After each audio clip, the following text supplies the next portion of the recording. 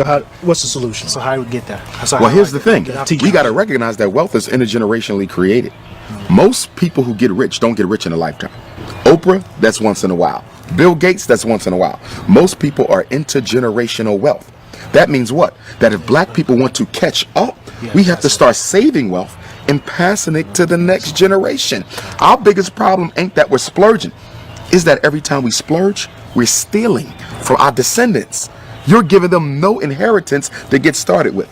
But the white child, they're starting out $100,000 plus, $1 million plus. And I think we have to become more strategic in the way that we do our health plans as well as our life insurance plans. Because what I'm learning with a lot of these white folk, a lot of them are getting their first, what you want to call a shock of wealth through the life insurance policy of their parents.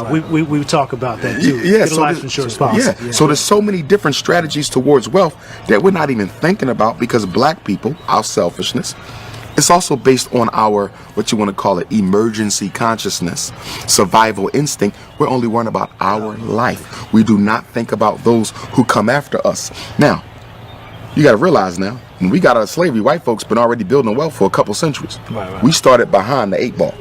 Okay? So you got to play catch up. How do you catch up with somebody who's 100 yards in front of you? You have to run faster than they are. That means we have to sacrifice our spending habits more than everyone else in order to catch up. How does a people who are at the bottom waste money more than people who are at the top? So not only are you not catching up, you're not even thinking about trying to catch up. This is good, and we got 1,000 questions, and we know you got a flight. We appreciate the time. Thank you. No problem. One fat, meat, juicy point. What would it be before you go? I would say that we have to build our own schools. Everything we're talking about, the only way it becomes normalized, the only way it becomes a part of the collective black consciousness is if the children are raised with it as a group. Remember, all progress is group work. It's teamwork. That means we need all the children in Jackson to be taught the principles of financial empowerment. All the children of Jackson to be taught how to eat healthy. All the children of Jackson to understand what black family means and why it's so important. Until then, it's just a specialty. As we spoke earlier, diet being a specialty, wealth is a specialty. Think about it. If you're black and you're in the know about money and the laws of finance, you are a specialty. You are an eccentricity. You are an oddity. That's a problem.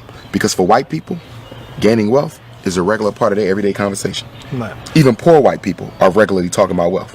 Black people don't discuss wealth at all. We have to move it from the marginalized status it has and make it a mainstream topic of conversation. Is there an answer? I know you can't just drop a 2-second answer. No. Here's what I would say with the unity. Again, unity has to be incorporated into the collective consciousness, which means children have to be socialized to unite with one another. Remember, our kids are socialized to disunite. As a principal, right? I've had first graders, 6 and 7, talking about how black your skin is, how cheap your clothes is, how nappy your hair. You're 6.